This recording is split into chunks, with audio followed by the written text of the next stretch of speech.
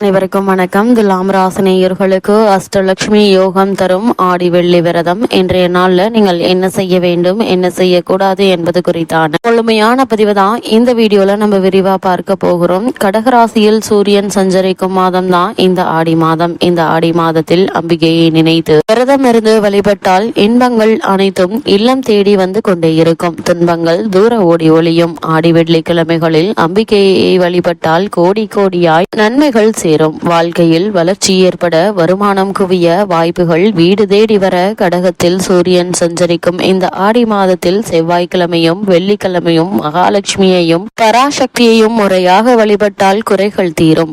நம்பிக்கைகள் அனைத்தும் நடைபெறும். பால் கேட்டு அழுத பிள்ளைக்கு சீர்காழி படித்துறையில் பால் கொடுத்தவள் அம்பிகை. அந்த ஞான பாலை உண்டதால் தான் பிரியான சம்பந்தர் தெய்வீக மனிதரானார். நாக்கில் ஓம் என்று எழுதி காலமேகத்தை பாட்டரசர் ஆக்கியவள் அம்பிகை. முருகப்பெருமானுக்கு சக்தி வேல் கொடுத்து சூரனை சம்காரம் செய்ய அனுப்பி வைத்தவளும் அம்பிகை. புள்ளிரு கோவிலூர் என்று வர்ணிக்கப்படும் வைத்தீஸ்வரன் கோவிலில் வைத்தீஸ்வரனுக்கு துணையாக தையல் நாயகி என்ற பெயரில் இந்த வையகத்தை காத்து வருபவளும் இதே அம்பிகைதான். அம்பிகையை சக்தி என்றும் அழைக்கிறோம். எந்த காரியத்தையும் செய்யும் பொழுது சக்தி இருந்தால் செய், இல்லையேல் சிவனே என்று இரு என்று பெரியவர்கள் சொல்வது வழக்கம். ஒரு மனிதன் செயல்பட காரணமாக இருப்பது அவன் உடலில் உள்ள சக்தியும் அவனுக்கு அருள் கொடுக்கும் சக்தி எனப்படும் அம்பிகையும் தான். அந்த சக்தி வழிபாடு நம் சஞ்சலத்தை தீர்க்கும், நம் வாழ்வில் சந்தோஷத்தை சேர்க்கும். சக்தியை சாந்த வடிவில் மீனாட்சி, காமாட்சி, விசாலாட்சி, உண்ணாமலை, அகிலாண்டேஸ்வரி, கமலாம்பிகை, திரிபுர சுந்தரி,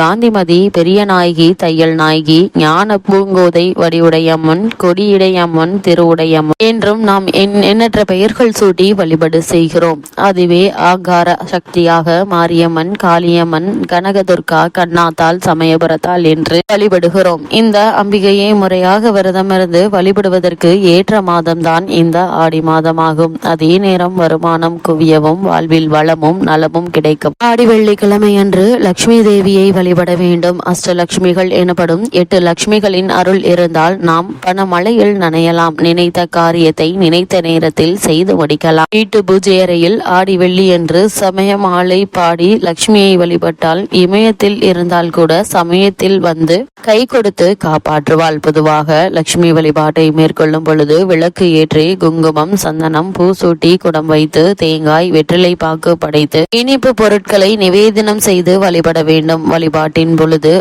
அஷ்டலட்சுமி வருகை பதிகம், துதி பாடல்கள் பாடி தீபம் பார்த்து வழிபாடு செய்தால் செல்வ வளம் பெருகும். கணவன் மனைவிக்குள் கருத்து வேறுபாடு அகலும். கல்யாண கனவு நிறைவேறும். இந்த கோரிக்கையை நினைத்து வழிபட்டாலும் அது விரைவில் நிறைவேறும்.